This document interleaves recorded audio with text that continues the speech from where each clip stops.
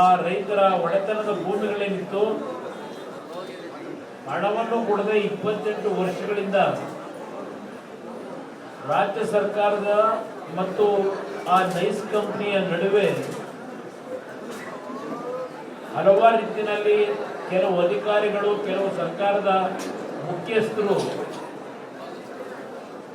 ಶಾಮೀಲಾಗಿರ್ತಕ್ಕಂಥ ಹಲವಾರು ಮಾಹಿತಿಗಳೇನಿದೆ, ಇದರ ಹಿನ್ನೆಲೆಯಲ್ಲಿ ಕಳೆದ ಜುಲೈ ತಿಂಗಳು 29ನೇ ತಾರೀಕು ನ್ಯಾಯಪೀಠದಿಂದ, ಉಚ್ಚ ನ್ಯಾಯಾಲಯದಿಂದ ಒಂದು ತೀರ್ಪು ಕೊಟ್ಟಿದ್ದಾರೆ. ಸರ್ಕಾರಕ್ಕೆ ಎಚ್ಚರಿಕೆ ಕೊಟ್ಟಿದ್ದಾರೆ. ಈ ನೈಸ್ನ ಕಂಪನಿ ಯಾವ ರೀತಿಯಲ್ಲಿ ಆ ಫ್ರೇಮ್ವರ್ಕ್ ಅಗ್ರಿಮೆಂಟ್ ಅನ್ನ ಅನುಷ್ಠಾನಕ್ಕೆ ತರ್ತೀವಿ ಅಂತ ಹೇಳಿ ಸುಮಾರು 500 ಕೇಸ್ ಹಾಕೊಂಡಿರಬಹುದು ಸುಪ್ರೀಂ ಕೋರ್ಟ್, ಹೈಕೋರ್ಟ್ ನಲ್ಲಿ. ದಾಖಲೆಗಳನ್ನು ತಿರುಚಿ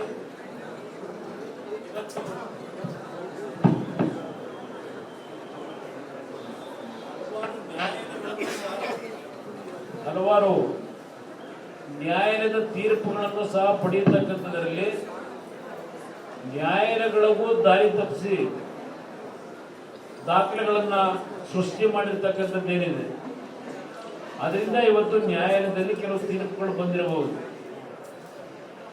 ಆದರೆ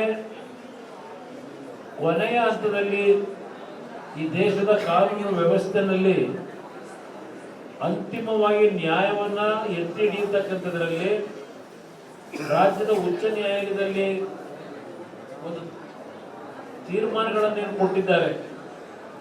ರಾಜ್ಯ ಸರ್ಕಾರಕ್ಕೆ ಹೇಳಿದ್ದಾರೆ, ಈ ಒಂದು PMIC ರಸ್ತೆ ಏನಿದೆ, ಈ ಯೋಜನೆಯ ಹೆಸರಿನಲ್ಲಿ ನಡೆದಿರ್ತಕ್ಕಂಥ ಅಕ್ರಮಗಳೇನಿದೆ, ಕರ್ನಾಟಕದ ಇತಿಹಾಸದಲ್ಲಿ ಒಂದು ದೊಡ್ಡ ಹಗರಣ ಇದು ಅಂತಕ್ಕಂಥ ಹೇಳಿದ್ದಾರೆ. ಇದು ಹೇಗಿದೆ ಅಂದ್ರೆ ಸ್ಕೀಮ್ ಫಾರ್ ಸ್ಕ್ಯಾಮ್ ಅಂತಕ್ಕಂಥದ್ದು, ಸ್ಕೀಮ್ ಫಾರ್ ಸ್ಕ್ಯಾಮ್ ಅಂತಕ್ಕಂಥ ಯೋಜನೆ ಇದೆ. ಇದರ ಹಿನ್ನೆಲೆಯಲ್ಲಿ ಇವತ್ತು ನಾವು ಮೌನಕ್ಕೆ ಶರಣಾದರೆ ಈ ಕಂಪನಿಯ ಹಲವಾರು ಅಕ್ರಮಗಳನ್ನು ಕಂಡು ನಾವು ಸಹ ಮೌನಕ್ಕೆ ಶರಣಾದರೆ ಬೇರೆ ಪಕ್ಷಗಳಿಗೂ ನಮಗೂ ವ್ಯತ್ಯಾಸ ಇಲ್ಲ ಅಂತಕ್ಕಂಥದ್ದನ್ನ ಹೇಳಬೇಕಾಗ್ತದೆ. ನಾವು ಈಗಿನ ಈ ಒಂದು ಅಕ್ರಮವನ್ನ ಪ್ರತಿಭಟಿಸ್ತಕ್ಕಂಥದ್ದು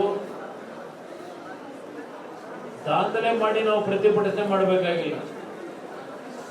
ಶಾಂತಿ ರೀತಿಯಿಂದ ಈ ಸರ್ಕಾರಕ್ಕೆ ಎಚ್ಚರಿಕೆಯನ್ನು ಕೊಡಬೇಕಾಗಿದೆ. ಈ ಸರ್ಕಾರ ಇವತ್ತೇನು ಹಲವಾರು ಅಕ್ರಮಗಳಾಗಿರ್ತಕ್ಕಂಥದ್ದು ಅವರಿಗೆ ಗೊತ್ತಿದ್ರು, ಈ ಅಕ್ರಮಗಳನ್ನ ಮಾಡ್ತಕ್ಕಂಥದ್ದಕ್ಕೆ ಬಹುಶಃ ಈಗಿನ ಮುಖ್ಯಮಂತ್ರಿ ಅನ್ನೋದಕ್ಕಿಂತ ಹೆಚ್ಚಾಗಿ ಒಂದು ರಾಷ್ಟ್ರೀಯ ಭೂ ಕಬಳಿಕೆ ಮಾಡ್ತಕ್ಕಂಥ ನಾಯಕತ್ವ ವಹಿಸಿರ್ತಕ್ಕಂಥವ್ರು ಅಂತ ಹೇಳಬೇಕಾಗ್ತದೆ.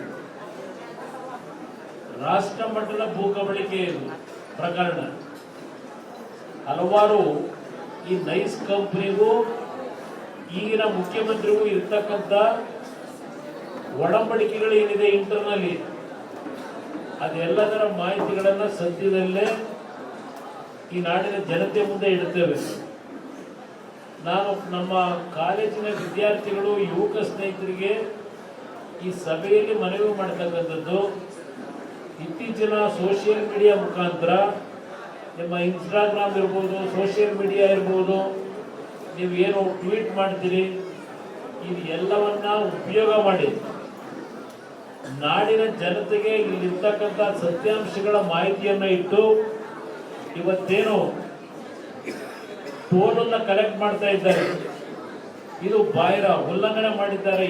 ನಮ್ಮ ಫ್ರೇಮ್ವರ್ಕ್ ಅಗ್ರಿಮೆಂಟ್ ಅನ್ನು ಉಲ್ಲಂಘನೆ ಮಾಡಿ ಇವತ್ತೇನು ಟೋಲನ್ನ ಹಲವಾರು ವರ್ಷಗಳಿಂದ ಆ ಭಾಗದಲ್ಲಿ ಓಡಾಡ್ತಕ್ಕಂಥವರಿಂದ ಸುಲಿಗೆ ಮಾಡ್ತಾ ಇದ್ದಾರೆ. 111 ಕಿಲೋಮೀಟರ್ ರಸ್ತೆ ಸಂಪೂರ್ಣಗೊಳಿಸೋವರಿಗೆ ಟೋಲ್ ಕಲೆಕ್ಟ್ ಮಾಡಾಗಿರ್ಲಿಲ್ಲ. ಅಲ್ಲಿ ಕಾಂಕ್ರೀಟ್ ರಸ್ತೆಯನ್ನು ಮಾಡೋವರಿಗೆ ಟೋಲ್ ಕಲೆಕ್ಟ್ ಮಾಡಾಗಿರ್ಲಿಲ್ಲ.